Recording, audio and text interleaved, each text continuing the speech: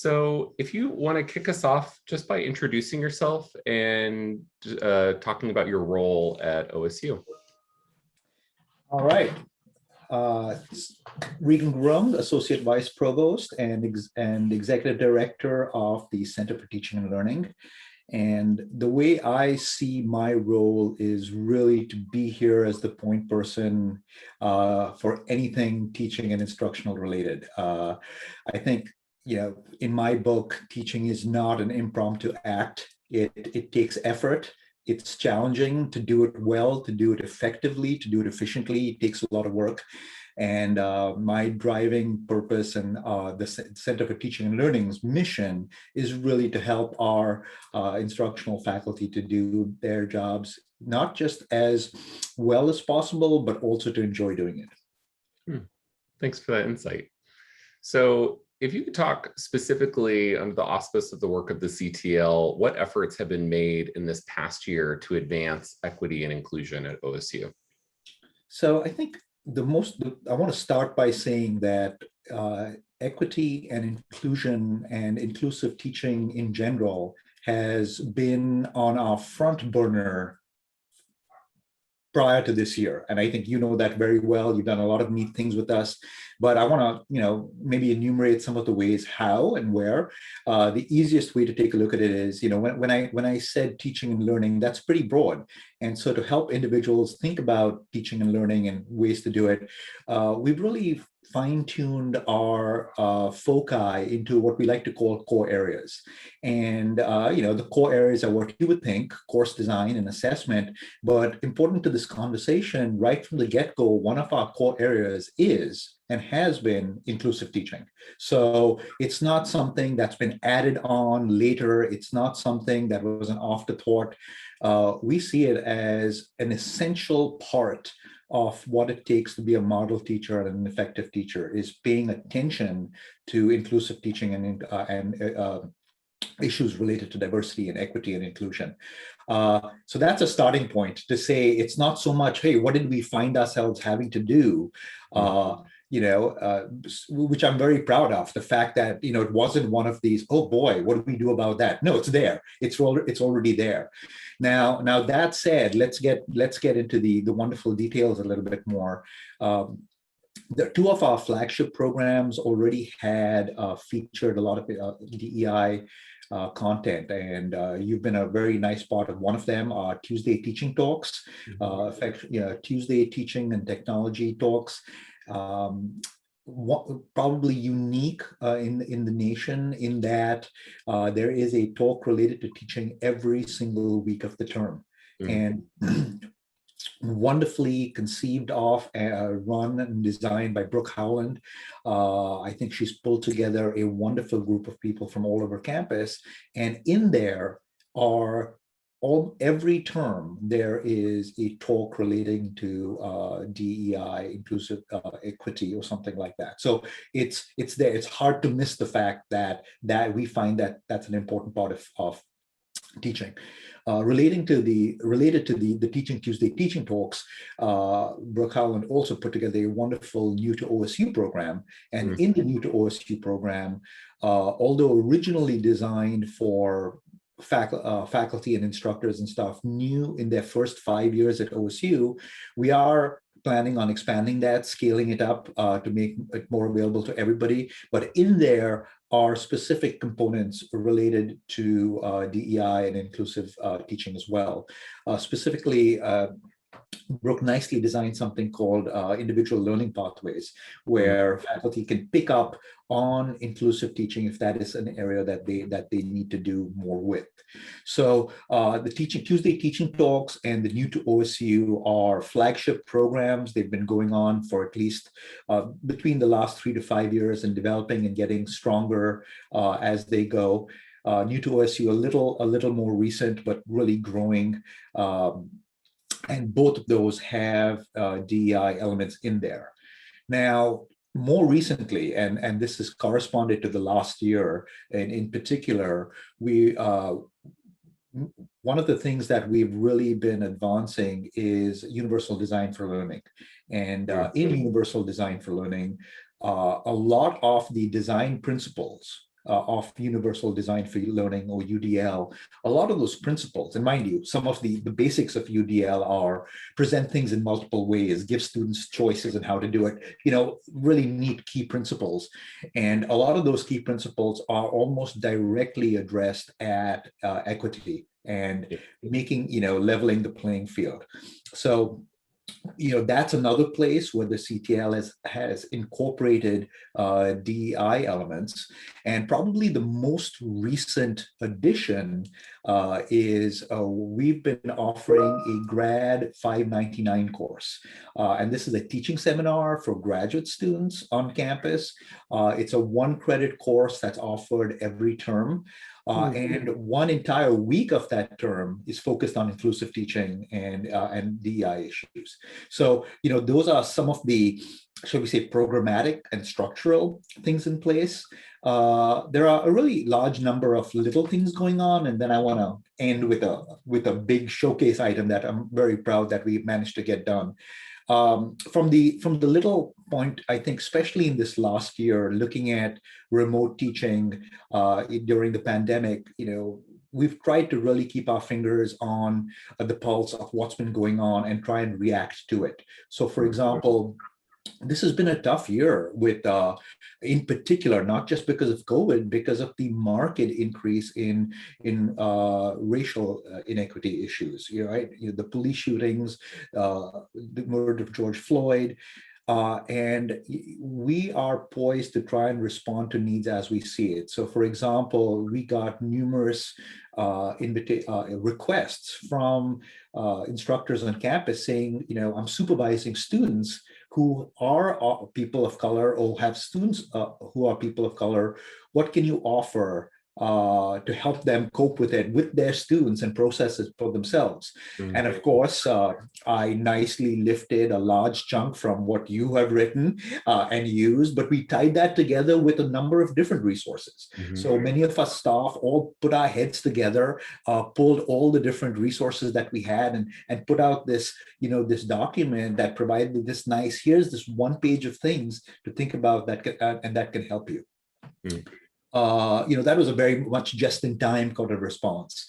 Similarly, I think, very early in the pandemic, there was a lot of questions about should you have people turn their cameras on or not on Zoom. And I think there were a lot of instructors who didn't realize the equity issues surrounding that.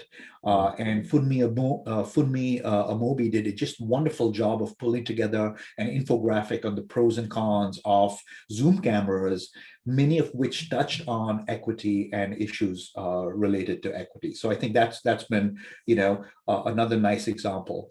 Also, more recently, we've collaborated with Susan Cabalbo's office in Faculty Affairs, where to work on communities of practice that relate. So, for example, Regan Gurung is leading right now a wonderful faculty learning community on, a community of anti-racist instructors. Wonderful program. We offered support and development as far as that goes. And looking forward, we are hoping to put into place by the fall more faculty training modules where they can inform themselves about issues of diversity and equity and get better at inclusive teaching. The last thing I want to mention in this is I think the reactiveness is really important. I think it's very important for centers for teaching and learning to see what's going on and be able to respond. And I think one of my favorite examples of our ability to do that was almost a year ago, right after George Floyd, right after the national unrest in higher education as well.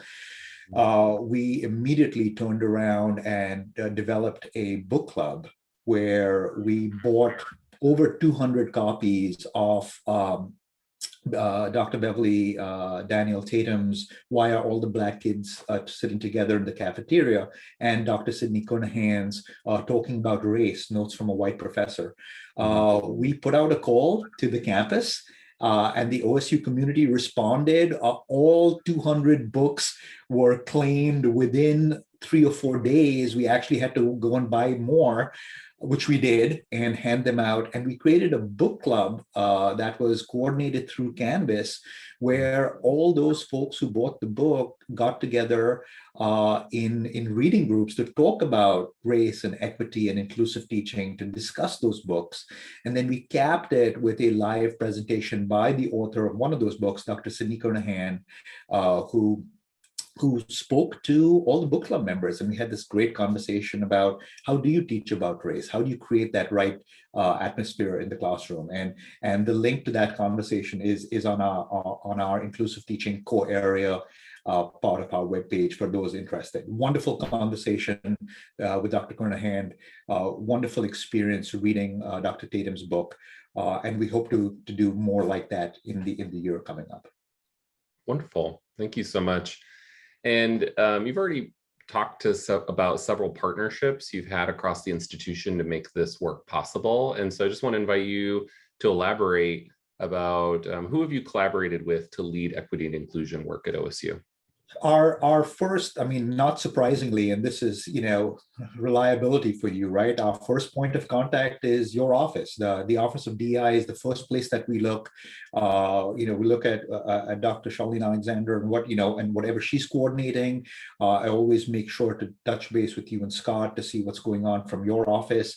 One area that I haven't mentioned explicitly is eCampus. Catherine McAlvich has a wonderful course on inclusive teaching in online settings. I took that myself a couple of summers ago, loved it. That really helped me design the grad 599 week on inclusive teaching. So I would say eCampus has been a wonderful collaborator in that. Also, Jane Watt and her social justice SJEI initiative has been a resource that I have looked to, and I think one of the things that I always pride myself on is trying to make sure I'm looking at enough places to see what's going on. And I think the SGEI Institute and workshops there were very helpful as well in revealing and exposing, things that more of us should be reading, more of us should be aware of to get it out there.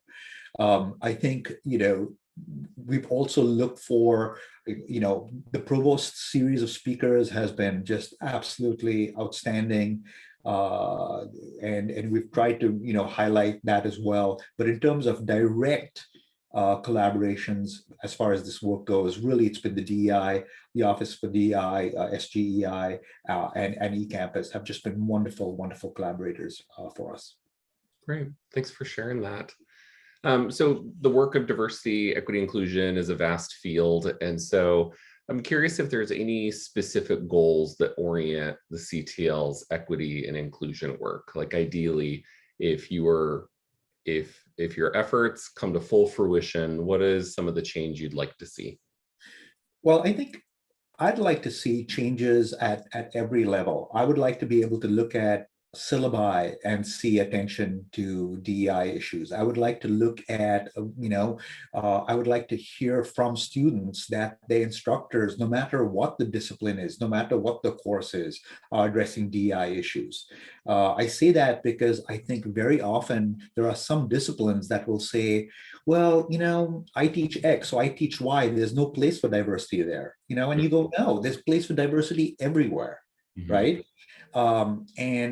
And I think in the past, higher education in general has been so focused on the, some nitty-gritty things that are sort of seem so general that it almost allows them to avoid the issue of diversity or equity. It goes, no, let's be general for everybody. Well, but by doing that, you are missing out on some key points. And I think my favorite example is pronoun use, right? Where there are many individuals who, for the most part, their pronouns fit what they look like and who they are, and that's easy. And they go, why do I need to put on pronouns? Isn't it clear? And the reality is, I don't think they realize that that's a position of privilege. That's a position of privilege. And I think by all of us putting our pronouns on, that's an important thing, and Jeff, come on, I'm looking at your Zoom screen there. I'm not seeing your pronouns, there you go. I'm just kidding, but I'm just kidding. But I think, but that's, I see that in jest. I say that in jest. I do think that it's just one of those things that we need to, we need to think about, and we need to think about the messages sent, and both sent by their existence and the messages sent by their lack of being there. So when you talk about the goals, I think I will admit that especially over the last years, it's made me and all the staff really make sure that we hold ourselves to even higher standards, because it's so easy to be focused on theoretical things and, checkbox, do you know the essentials of assessment? Do you know the essentials of course design? Well, I think now we're going to push further and say, and does inclusive teaching and equity figure into your course design? Does it figure into your assessment? So does it figure into your syllabi? There's such an area that I think many instructors have just never thought of, right? They've never thought of what it means. And I just have to throw in one example. Even in a syllabi, you may be teaching in an area where there is a dearth of diverse voices. But I think you can look out there and find ways to get that even into your syllabus. And I've seen some wonderful examples of including quotes from diverse individuals, and diversity broadly defined, diversity of sexual orientation, diversity of race, diversity of nationality, diversity of gender. And I think you can put that in your syllabus, and that sends a message. That sends a message to the fact that you're aware of it. And I think this is something many of us still have a lot of work to do. I have a lot of work to do on it, and I think about this a lot, but I'd be the first to admit that I can do a lot better, and I'm working on it, and I think that's a goal, is let's be open to working on it. And here we at the CTL are there to help you. A lovely sentiment. Thank you for that. So I'm curious to know, as you're endeavoring into all of this work, how the pandemic required an adaptation of your process. Did you have to make any shifts in this last year, if at all, for your diversity, equity, and inclusion work? It's interesting, but I think going remote, I was just talking to one of my, our staff members, Funmi, who said she's actually had more contact with instructors this last year because of remote than when we were in person. And, that could be two things. One, it's easier to Zoom with somebody, but two, I think it also sometimes reflects, it's also reflecting the fact that more people need more help during this time.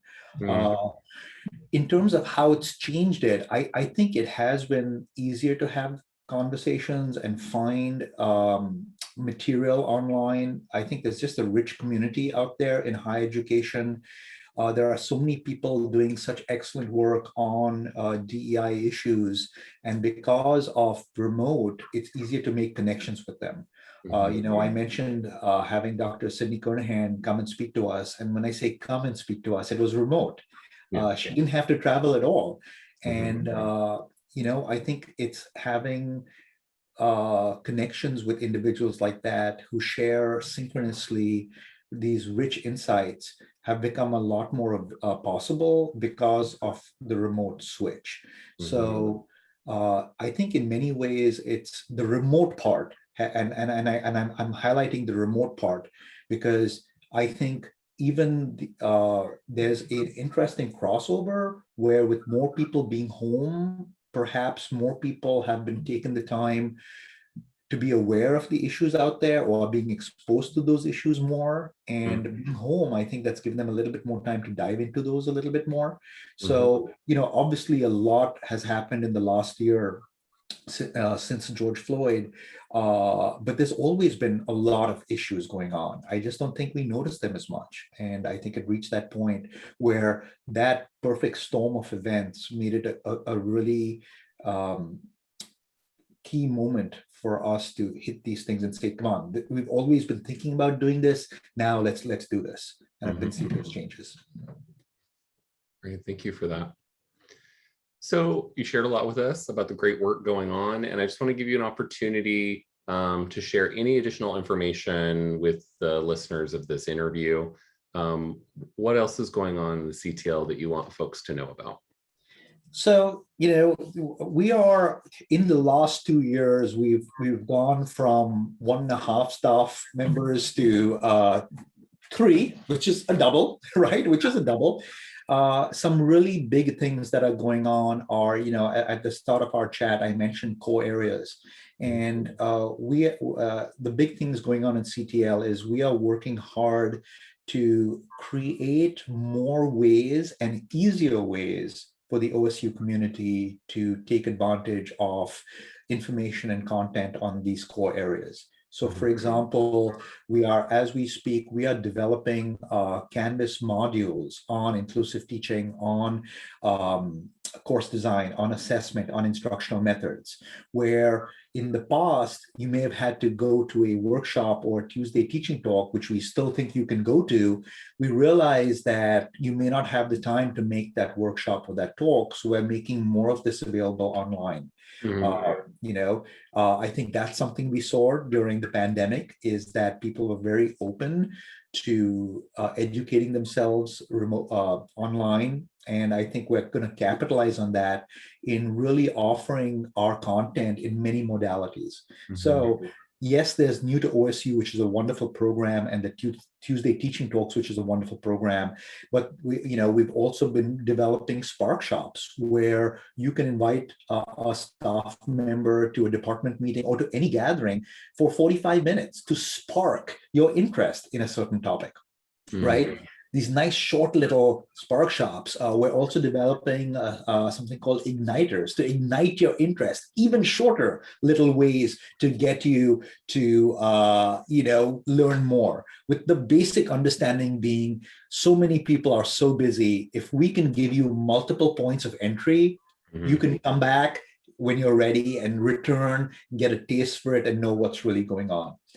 Probably the biggest thing going on, and that's happened in the last year, is a result of the pandemic, where we launched, thanks to money from the provost and with Alex Gittleman, the vice provost, strong support, we launched a peer supporter program where in colleges across OSU, we recruited peer supporters, instructors in the college who would liaison with the CTL.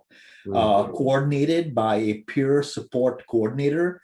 There was this wonderful challenge, this channel, I should say, between the CTL and different colleges, where the peer supporter in the college could get a needs assessment of that college, fine-tune pedagogical instruction to that college, see what instructors in that college needed. And that program has just been going gangbusters, and we really are looking to grow that program. Grow that program well. I love the way that the interest there has grown, and that's something we are really looking forward to growing in the year ahead. That's the newest thing going on, really getting us to get out there. Excellent. Well, Regan, thank you so much for sharing about all the good work you're doing at the CTL. And I am excited for our listeners to tap into your wisdoms and insights. So thank you so much. All right. You're very welcome, Jeff.